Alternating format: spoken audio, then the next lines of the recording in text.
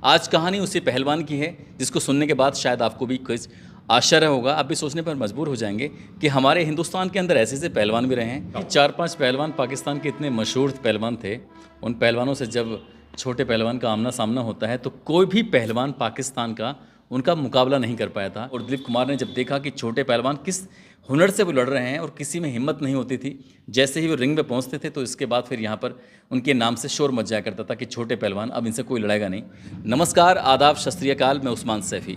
आज की जो सच्ची कहानी मैं आपको सुनाने जा रहा हूँ, ये कहानी है उत्तर प्रदेश का एक ज़िला है बुलंदशहर, और बुलंदशहर ज़िले की एक तहसील है खुर्जा, और खुर्जा तहसील से अगर हम जाएँ साबितगढ़ या पहासू की तरफ, जहाँ पर एक मशहूर चीनी मिल है, तो उस रास्ते में ही लगभग 2 या 3 किलोमीटर के आसपास एक गांव पड़ता है अगोरा।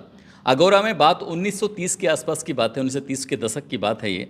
एक गांव में पहलवान था, एक बालक था छोटे नाम का। वो छोटे नाम का बालक अपनी उम्र से कहीं ज़्यादा बड़ा था, अपनी उम्र से कहीं ज़्यादा ताकतवर था, और शुरुआत में वो अक्सर अपने गांव के बच्चों को लेकर जंगल में भैंस चराने के लिए, पशु चराने के लिए जाया करते थे, क्योंकि उन दोनों इतने काम धाम नहीं थे जितने काम आज के दौर में हैं। 1930 की ये बात कर रहा हूँ।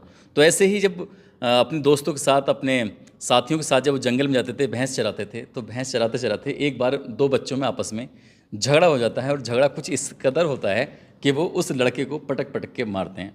लेकिन ऐसा नहीं कि मारते नहीं हैं, लेकिन सिर्फ पटकते हैं, जैसे कि 1-2 बच्चे आपस में झगड़ा करते हैं। और ये शिकायत गांव में आ जाती है। जब गांव में शिकायत आती है तो लोगों को बड़ा आश्चर्य हुआ कि जो लड़का पीटा गया था वो ज़्यादा तगड़ा था, ज़्यादा ताकतवर था, ज़्यादा बड़ा था, लेकिन पीटने वाला जो था वो छोटा था, और छोटा था उसको प्यार से लोग छोटे ही के नाम से बुलाया करते थे।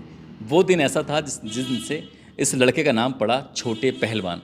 अहाते में बहुत सारे पशु बंधे हुए थे, और उसी अहाते में एक ऊँट बंधा हुआ था।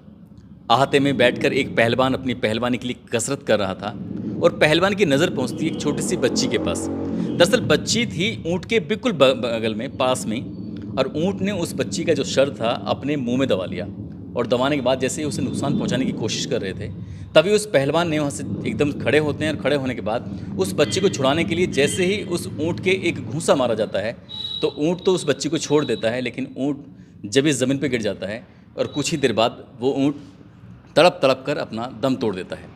और जैसे ही ये किस्सा पूरे गांव में फैलता है, मशहूर होता है, तो लोगों को यकीन नहीं हो रहा था कि एक ऊँट ऐसे एक घूंसे में कैसे गिर सकता है, कैसे मर सकता है। छोटे पहलवान साहब ने जो पहली कुश्ती लड़ी थी वो कहाँ लड़ी थी, आपको याद है? ये जंगल में खेलते खेलते बच्चों के साथ लड़ते लड़ते जब तकड़े हो गए और सबको देखा कि बहुत तकड़े हो गए, तो एक बराबर में ही है रामनगर, यहाँ एक पहलवान, मशहूर पहलवान होते थे, हरि सिंह पहलवान। हरि सिंह पहलवान से जब पहली कुश्ती हुई तो इन्होंने उनको ज़्यादा टाइम न दे करके उनको पछाड़ दिया। मैं आपको थोड़ा सा बता चलूँ कि जो छोटे पहलवान हैं अब इस दुनिया में नहीं रहे हैं। ये बात है 29 अगस्त 2014 में, वो अब इस दुनिया में नहीं, ख़त्म हो चुके हैं। काफ़ी उम्र हो चुकी थी, लगभग 80 साल के आसपास उस टाइम पे उम्र हो चुकी थी। उनकी पहली शादी होती है सुदेशपुर गांव में एक महिला से, लेकिन उसको कोई बच्चा नहीं हुआ था। एक हुआ भी था बच्चा तो, लेकिन वो बच्चा नहीं था, इसलिए उन्हें मजबूरी में दूसरी शादी करनी पड़ी। लखावटी मिर्ज़ापुर, जो कि अगोरा के ही पास में गाँव लगता है, वहाँ की। अब उनसे एक 4 लड़के पैदा होते हैं और 3 लड़कियाँ होती हैं। 4 लड़कों में सबसे बड़े वाले बेटे का नाम हाजी हयात खां है, जो बिल्कुल हमारे ठीक बगल में बैठे हुए हैं। दूसरे बेटे का नाम मोहम्मद ज़ुबैर खां है, और तीसरे बेटे का नाम मोहम्मद तारिक खां है, और तीसरे बेटे का नाम मोहम्मद आसिम है, जो उत्तर प्रदेश पुलिस में अपनी सेवा दे रहे हैं। इनकी 3 बेटियां भी पैदा होती हैं, किश्वर जहां, जैनब जहां और फरहत जहां। बात आती है बिजहार की, तो बिजहार की कहानी मैं इनसे नहीं, मैं खुद ही सुनाना चाहूँगा। दरअसल हुआ क्या था, सांड ऐसा था कि उससे हर कोई खौफ खाता था।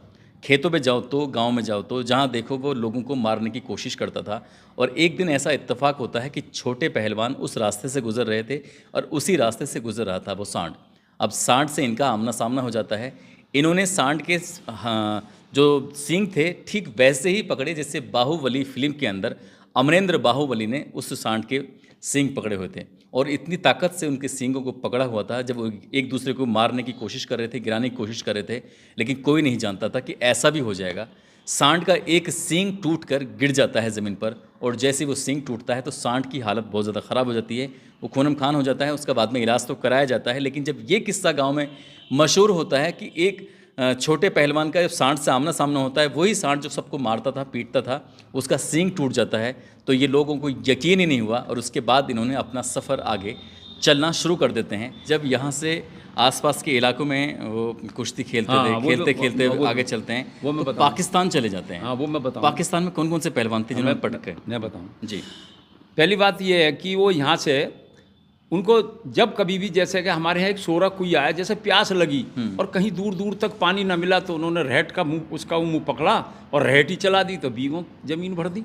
रहट के बारे में मैं आपको बताऊं, जैसे आजकल ट्यूबवेल से खेती होती है, सिंचाई होती है, तो एक ज़माना, एक दौर ऐसा था जब ये साधन नहीं होते थे, तब रहट से सिंचाई होती थी। रहट एक तरह की चैन होती थी जो कुएं के अंदर पड़ती थी, और उस चैन को चलाने के लिए 2 बैलों की जोड़ियां होती थीं जो घूमती थी। बात ये थी कि वो जैसे गांव को गए और उनको इच्छा हुई पानी पीने की, तो उन्होंने लिया और उसका रहट में एक वो होती थी पाट, उस पाट को पकड़ा और ऐसे घुमाया, पानी पिया, कम से कम आधा और 1 बीघे के करीब जमीन ही भर डाली। 4-5 पहलवान पाकिस्तान के इतने मशहूर पहलवान थे, उन पहलवानों से जब छोटे पहलवान का आमना सामना होता है तो कोई भी पहलवान पाकिस्तान का उनका मुकाबला नहीं कर पाया था। ऐसे परिवार के, ऐसे उनके गांव के लोग दावा करते हैं कि उनसे पाकिस्तान में जब ये सबको मार के आए तो उसके बाद फिर इनका रुख होता है महाराष्ट्र की तरफ।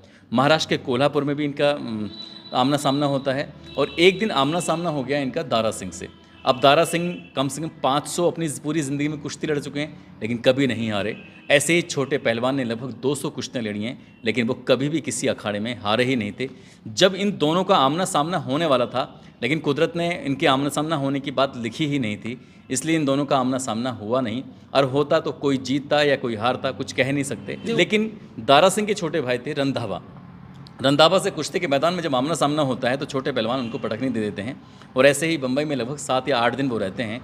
7-8 दिन रहने के बाद एक बार एक दंगल में दिलीप कुमार जी, अभिनेता जो थे, जो मशहूर थे बहुत ज़्यादा, वो पहुंच जाते हैं। और दिलीप कुमार ने जब देखा कि छोटे पहलवान किस हुनर से वो लड़ रहे हैं और किसी में हिम्मत नहीं होती थी, जैसे ही वो रिंग में पहुंचते थे तो इसके बाद फिर यहाँ पर उनके नाम से शोर मच जाया करता था कि छोटे पहलवान, अब इनसे कोई लड़ाएगा नहीं।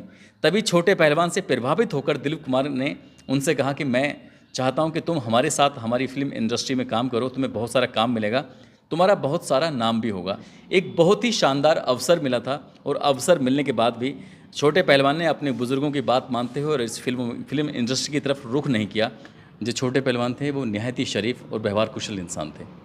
सबसे बड़ा माइनस पॉइंट उनकी ज़िंदगी में जो रहा वो रहा कि उनकी एजुकेशन नहीं थी, ज़्यादा पढ़े लिखे नहीं थे, इसलिए चीज़ों को उनकी समझ थी ही नहीं।